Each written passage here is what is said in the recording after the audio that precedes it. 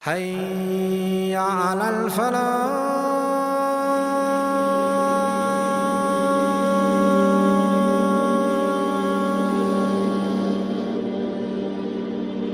Imam al-Bukhari had a very strong memory. And he says it to everyone, I have memorized 100,000 ahadith of the Prophet Muhammad ﷺ that are sahih. And I have also memorized 200,000 that are da'if. Once he was going towards a town, and the people in that town, they heard Imam al-Bukhari is coming to the town. The ulama in that town, they got a little bit jealous. They all came together and they said, let's test him. We'll play a little game on him. We'll see whether he's true or not. They came with 10 ulama, and each shaykh came with 10 ahadith. So they came up with 100 ahadith. Now every hadith comes with a chain of narration. Now what did these 10 people do? We're going to mix up the chain of narration with the ahadith. So this person says, I'm going to take your people of that hadith, I'm going to put it with my hadith. And they mixed up the whole place from right to left. And so now Imam al-Bukhari enters this city, this town. And they sit him down in front of everyone. Everyone gathers, Imam al-Bukhari, Allahu Akbar, he's coming into town. Everyone wanted to know Imam al-Bukhari. So the 10 mashayikh that sit in front of him, have you heard of this ahadith? La a'rif. Have you heard of this ahadith? La a'rif. Have you heard of this ahadith? La a'rif. 100 hadith, he said, I do not know any of them. The 10 mashayikh who were sitting at the front, they knew this person plays no games with the hadith of the Prophet Muhammad ﷺ. Not for anyone, so he can show off in front of anyone and say, yeah, I do know it. No. If he doesn't hear that hadith the way the Prophet Muhammad ﷺ said it, in the correct chain of narration, he says, I don't know. Now, he blows everyone away. How does he do it? After saying 100 hadith, I don't know. Oh, you, the first shaykh, you said to me the wrong narration, I'll give you the correct narration for the first hadith. For the second hadith, you mentioned this person, the correct person is this. For the third hadith, you've mixed up with that person, I'm going to give you the correct hadith. For the fourth hadith, you said this, I'm going to give you the correct hadith for that. He went to the second person, the third person, the fourth person, until he reached the 10 people, and he said to every single one of them the correct hadith, in the correct order, in the correct chain of narration. What a mind-blowing memory. This is Al-Imam al-Bukhari. Wallahi, my brothers and my sisters in Islam, these scholars, we owe everything to them. Allah Azza wa Jal has promised to protect Islam, and it's with people like Imam al-Bukhari that Allah Azza wa Jal has chosen so he can protect Islam. Wallahi. Now this is Al-Imam al-Bukhari. One of the greatest scholars that the Ummah has ever seen, in the sense that we go back to him to so many foundations in our deen. It comes back to this man. Muhammad ibn Ismail ibn Ibrahim ibn Mughira bin Bardizbah al-Jufi al-Bukhari. So Uzbekistan, where he is born, Bukhara is the city in Uzbekistan. But that city was famous even during that time. It was famous because people were traveling from east to west for trade and commerce. There were many ulama in Bukhara at that time, in Khurasan, but the place didn't become enlightened because of the ulama at that time. People were pointing towards Sham and Hijaz for knowledge. People weren't pointing towards Bukhara or Samarkand or Khurasan, so on. But what's interesting is Imam Bukhari came and he enlightened this town. Imam Bukhari rahmatullahi alayhi, he began his journey in a very righteous family, very righteous family. His father passed away at a very young age. His mother was the key player in nurturing him, giving him the correct tarbiyah, giving him the correct nourishment, the upbringing, to ensure that, you know what, this boy that I have named Muhammad, he would uphold the sunnah of the Messenger sallallahu alaihi wasallam. And his mother detected, she acknowledged from an early stage that this boy has something very special and we need to hold on to this. So Imam al-Bukhari rahmatullahi alayhi, he lost his father at a very tender age, very young age. But he inherited his father's wealth, so that helped him when it came to his studies. He didn't need to work. Many of the ulama actually worked. It is recorded that before his father died, his father said, in my wealth there is not a single gold or silver coin which is haram nor doubtful. And it was his mother, after that, upheld the responsibility on her own of looking after him. And she was known to be a person who was righteous and a worshipper of Allah. And here's a story which shows this righteousness and its effect. At a young age, very tender age we're speaking about, he lost his eyesight. Imam Bukhari rahmatullahi alayhi started memorizing the Quran, listening from his mother. By the age of 10, he had memorized the Quran without the eyesight. Imam Bukhari rahmatullahi alayhi, his mother, she saw a dream. It was Ibrahim alayhi salam that came to her in her dream and said that Allah Jalla wa Ala, indeed Allah Jalla wa Ala has returned the eyesight of Abu Abdullah Muhammad ibn Ismail because of the excessive weeping that you have been going through. Crying to Allah Jalla wa Ala, Ya Allah, this Muhammad that I gave birth to, in order for him to live up to the name of Muhammad alayhi salam, defend the deen of Allah Jalla wa Ala, he needs his eyesight back. And she kept making dua, knocking on that door again and again and again. She didn't get tired because he's her son. And subhanAllah, this eyesight, subhanAllah, when it came back, it came with extra power. But he used to write in the dark. How can you see in the dark? And he used to say, the light of the moon was sufficient for me because of the power of his eyes. He was a person of ample worship, a person who would flee and belittle the dunya, and a person who would work and go towards Allah, proceed towards Allah subhanahu wa ta'ala with that. One of the examples of his continuity and the ample worship he did was his tilawah of the Quran. It's been mentioned that he used to finish the Quran every 3 nights in Ramadan. Furthermore, he was known for his worship and prayer, and to pray with his heart and soul and concentration. That once he was praying and he was stung by a wasp, he continued to pray. And at the end of the prayer, he looked round and said, look at this creature that's trying to harm me and distract me in my prayer. It was later discovered that he had been stung in 17 different places. SubhanAllah. And his knowledge appeared in his behavior fully. It was manifest. He was a person who was extremely soft, extremely gentle and modest. And when he went to one of his shaykhs, Muhammad ibn Salam, and he went as a student to him and spoke to him, discussed, and later left. Muhammad ibn Salam afterwards commented to his students and asked, do you think that even a virgin could have more haya and modesty and bashfulness than this person?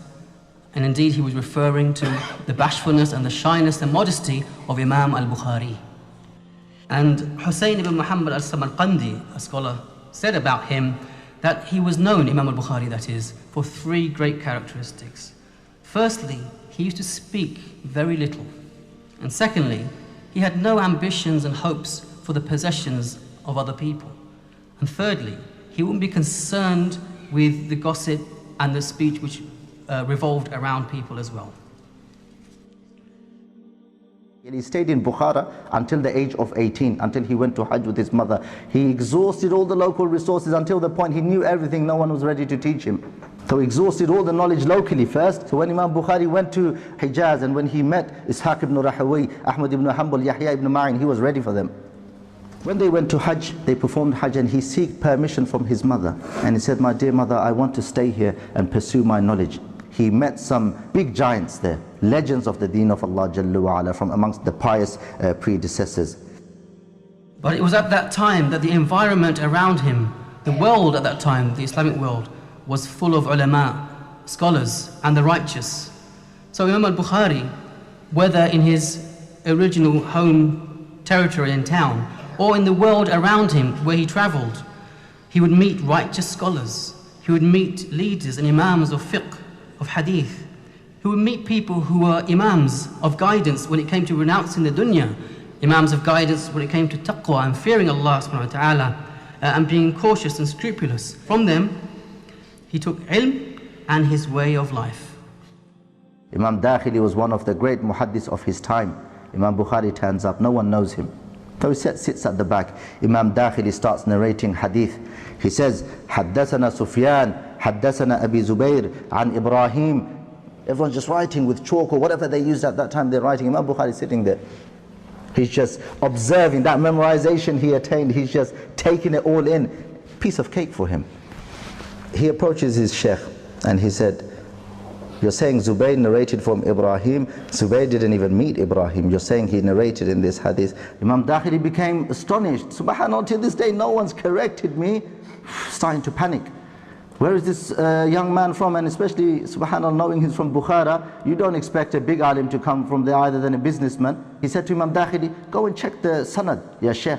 So Imam Dakhili went home, he checked the sanad and he came back. The majlis people, he went back. This is the respect of the ulama as well. Now you say to an alim, Shaykhuna, this is da'if. You know better than me. You know better than me. So Imam Dakhili went back and he found out, you know what? The chain of narration is, there's Adi, someone called Adi in the middle of that chain of narration. So he came back and he smiled at him and he said, this boy has a bright future. Subhanallah. And then he did have a bright future. He dealt with Imam Dakhili. He was ready for someone else. So subhanallah, he moved on. He met some of the prominent ulama. First and foremost, Ishaq ibn Rahawayh. Second, Ali al-Madini, Makki ibn Ibrahim, Yahya ibn Ma'in, Imam al-Humaydi, Imam Ahmad ibn Hanbal rahimahullah. He was one of the people that actually encouraged Imam al-Bukhari. Imam Ahmad ibn Hanbal asked him, are you actually about to leave Baghdad and go back to Khurasan? To encourage him to stay in Baghdad, to benefit from the knowledge which is there, and with the qualities and potentials he had, to allow those potentials and knowledge to grow there. So he received such encouragement from them. So what intrigued Imam Bukhari to really compile this book, to embark on that journey that would take him 16 years? What intrigued him? Because there was a deliberate attempt to fabricate hadith. But then our giants held on to the sunnah and they thought, you know what, we need to deal with these people, and they dealt with them. What intrigued him was he would sit in the majlis of his sheikh, Ishaq ibn Rahawayh. One day Imam Ishaq ibn Rahawayh said to him, if someone would kindly compile a book that is sahih, because these people that oppose the Ahlul Sunnah, they're drilling into us, they're dividing us, and they were saying, we need to sort this problem. Imam Bukhari rahmatullahi alayhi, he says, this statement stayed within my heart, meaning this is what ignited the fire within me, and he began that journey. And so Imam al-Bukhari embarked on this journey so he can write the second most authentic book on the face of the planet, because of the extent that Imam al-Bukhari went through, so he can make sure that the hadith that he gets is from the Prophet Muhammad sallallahu alaihi wasallam, not from anyone else, not from any vain desire, not from anyone's own self. And he started to write this book. This book took him 16 years to compile, and it contains all of the sahih hadith of the Prophet Muhammad sallallahu alaihi wasallam. Now when I mention sahih, some people after the Prophet Muhammad sallallahu alaihi wasallam, they lied on the tongue of the Prophet Muhammad sallallahu alaihi wasallam. They would say the Prophet said this, but he didn't say that. A sahih hadith is pretty much the highest of the levels, just after mutawatir. And he did not accept anything under it, which was hasan or da'if or anything that comes after that. He put into this book 7,275 ahadith. Imam al-Bukhari, he says, every time I came to put a hadith in Sahih Imam al-Bukhari, I would get up and I would perform ghusl. And I'll get up and I'll pray rak'atayn. I'll pray 2 rak'at. And then I'll sit and I'll write that hadith.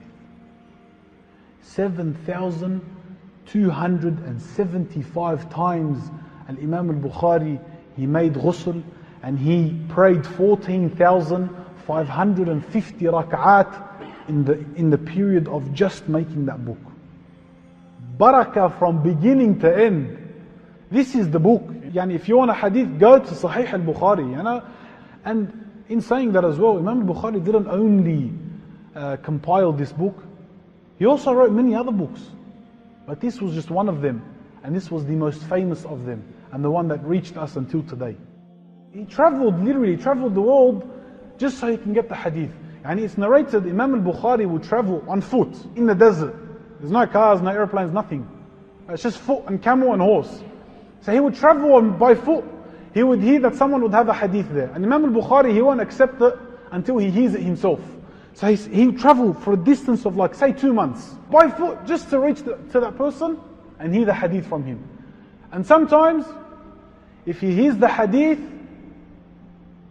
and he works out that the person himself who's narrating the hadith is not of a level who the Imam Bukhari accepts for him to narrate, he doesn't even take it from him and he goes back another 2 months.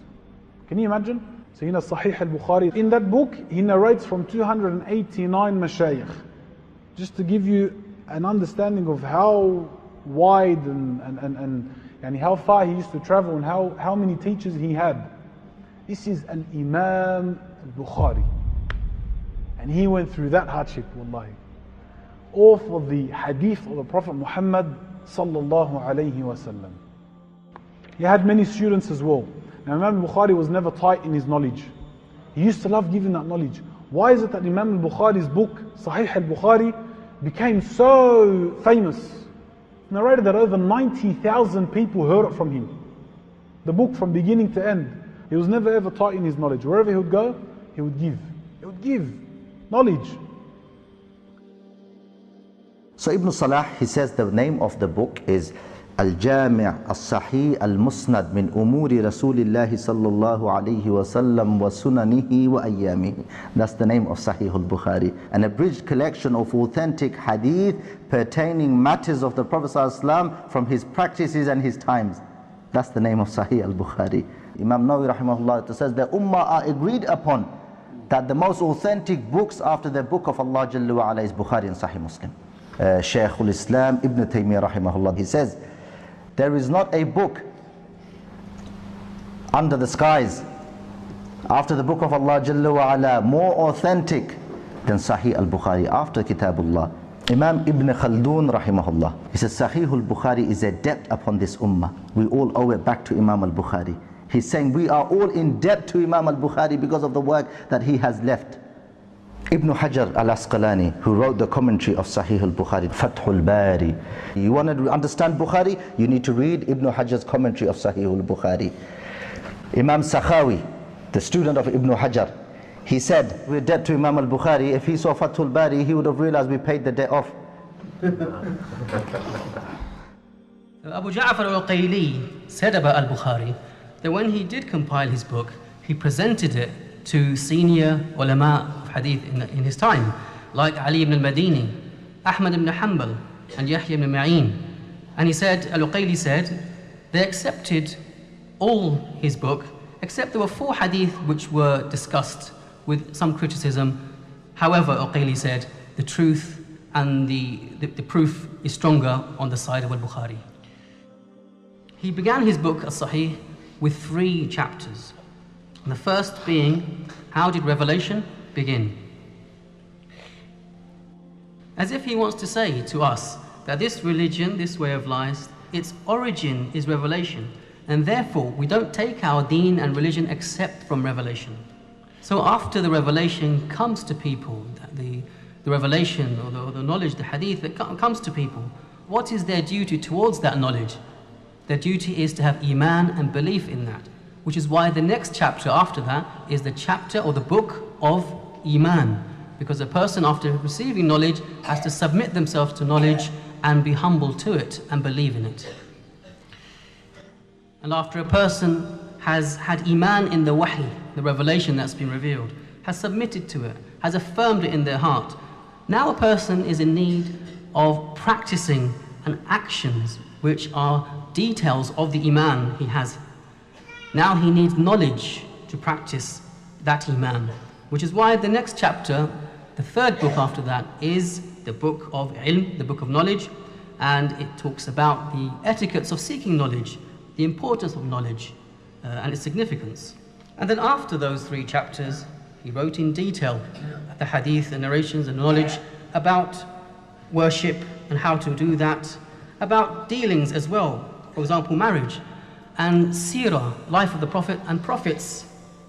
After mentioning all those chapters about worship and trade and dealings and lives of people and their seerah, as he began the book with 3 important books or chapters which spoke about his objectives, it's only relevant and that he would seal his book and conclude his book with 3 important chapters too. So of the 3 books which he concludes his book with is the book of accepting the narrations and hadith which are ahad. In it he's refuting people who would want to refute him and say that his book is of no value because a lot of the narrations are ahad, not mutawatir. By doing that he gives evidence of why accepting the ahad is important and part of our deen. And the penultimate book in his Bukhari is the book of holding fast, al-i'tisam, with the book and the sunnah. The previous stages of the whole book in its entirety speak about knowledge and practice of religions. Then he wanted to take all those previous laws and regulations to an important foundation, the foundation of holding fast to the knowledge that has preceded. So the person after all this knowledge doesn't get diverted into bid'ah and innovation. A person after this knowledge has come to them wouldn't get diverted to following a person's opinion rather than the knowledge in the hadith, or belittling hadith. So he wants to put it all into context of that all the knowledge that has preceded, a person is to have firmness in what the practice of the sunnah, and that he's to apply it with certainty and trust and conviction. The final book, which he concludes the book with, is the book of Tawheed, a refutation on the deviant groups and deviant ideas about Tawheed, those who challenge Tawheed with their opinions and their whims, and they approach and enter into the bad and the wrong avenues of nullifying Allah's names and attributes or distorting them in their meanings. He quotes firstly the hadith of Mu'adh ibn Jabal, that when he was sent to Yemen, he was told by the Messenger ﷺ that you will indeed encounter the people of the book, so let the first thing you call them to be the witnessing that there is no one worthy of worship except for Allah subhanahu wa ta'ala. And then he mentioned after that the hadith of Mu'adh, which is where Rasulullah ﷺ asks, "O Mu'adh, do you know what the rights of Allah upon His slaves are? And do you know what the rights of Allah's slaves upon Him are, if they do that?" To the end of the hadith. And then he had a discourse using hadith about Allah subhanahu wa ta'ala's names and attributes and affirming them fully, and that was a refutation against the Jahmiyyah, the Jahmites, who did ta'til and nullified Allah subhanahu wa ta'ala's names and attributes, so that a person would be, by following his hadith, protected from deviation and have the aqeedah of the book and the sunnah upon the understanding of the salaf of this ummah. He died in the year 256 of the Hijri calendar, and the year which is the year 870 of the Gregorian calendar.